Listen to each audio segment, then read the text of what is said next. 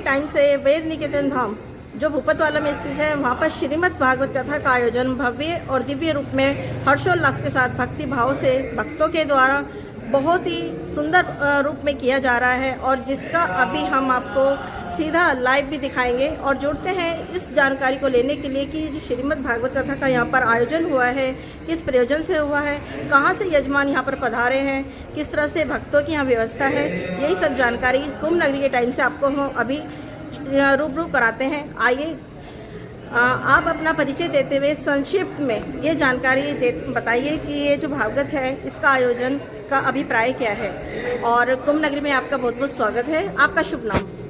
मेरा नाम पद पंकज दास है। इस्कॉन भावनगर से हम हैं, और ये जो कथा है इसमें भावनगर से, सूरत से और बॉम्बे से और एक रतनपुर गांव है, वहाँ से सब भक्त यहाँ पर आए हैं।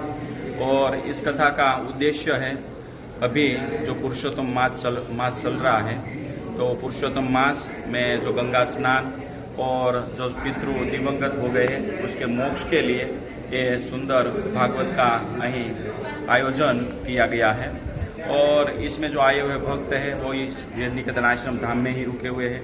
इसके लिए हमने प्रसादम की भी व्यवस्था की है, और सब भक्त लोग खूब आनंद से कथा का भी लाभ ले रहे हैं, स्नान का भी लाभ ले रहे हैं और प्रसादम का भी लाभ ले रहे हैं। पुरुषोत्तम मास में पूजा का जो महत्व है कई गुना बढ़ जाता है, दीपदान का भी विशेष महत्व होता है, तो इस पर थोड़ा प्रकाश डालिए आप। पुरुषोत्तम मास में जो भगवान को प्रसन्न करने के जो साधन बताए गए हैं उसमें सर्वश्रेष्ठ साधन है स्नान करना।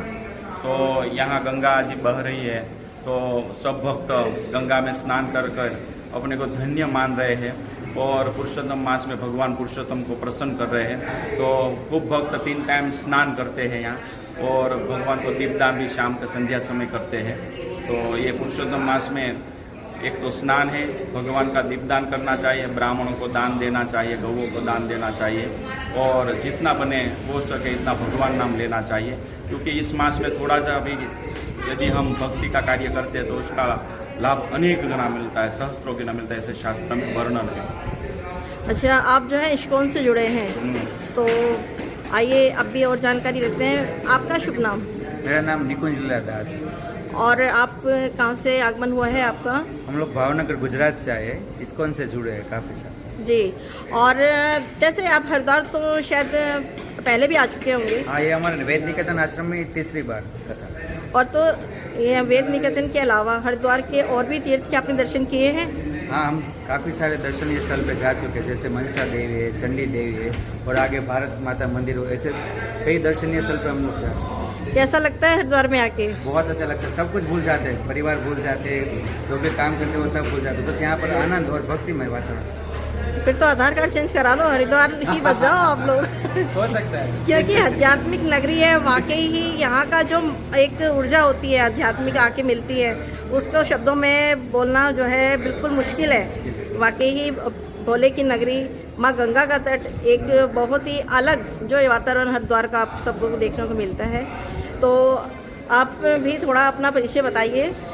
विजय प्रभु भावनगर इस्कॉन से है, हम हरिद्वार में आए हैं, भागवतम का आयोजन किया है, गंगा स्नान करते हैं, परिवार साथ सब लोग आए हैं। देखिए, अभी कुंभ नगरी टाइम्स के जरिए आपने देखा वेद निकेतन में चल रही श्रीमद् भागवत कथा के बारे में, और जल्द ही जुड़ेंगे आपसे फिर दोबारा। कुंभ नगरी टाइम्स से आज हम जुड़े हैं वेद निकेतन धाम